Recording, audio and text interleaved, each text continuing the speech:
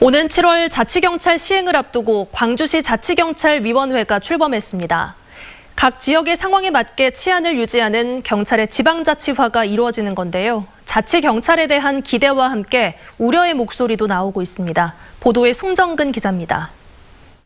하나, 둘, 셋! 네, 총각 부탁드립니다. 광주시 자치경찰위원회가 현판식을 진행하고 본격적인 업무에 들어갔습니다. 대한민국 경찰 역사 75년 만에 경찰행정도 자치분권 시대를 맞이했습니다. 자치경찰제는 국가에 집중돼 있던 경찰권을 분산시켜 여성 청소년과 교통, 생활안전 등 지역 밀착 서비스를 하도록 하고 그 권한과 책임을 자치단체장에 두는 제도입니다. 지역 특성에 맞게 지역민이 원하는 치안 서비스를 제공받을 수 있게 된 겁니다. 관계기관이 협업하여 아동과 여성 등 사회적 약자와 주민보호에 특화된 정책을 펼친다면 광주광역시를 넘어 대한민국 치안 수준이 한 단계 업그레이드될 것으로. 자치경찰제의 핵심은 자치경찰위원회입니다.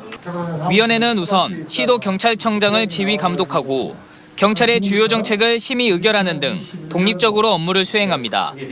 특히 자치경찰 인사와 예산 업무도 하고 감찰과 징계 요구도 할 수 있어 자치경찰제의 키를 쥐고 있습니다.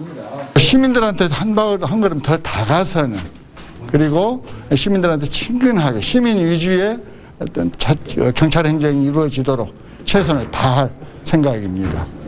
자치경찰에 막강한 영향력을 행사할 수 있다 보니 자치경찰위원회 추천 과정에서 불공정 논란과 편향성 논란 등이 제기되기도 했습니다.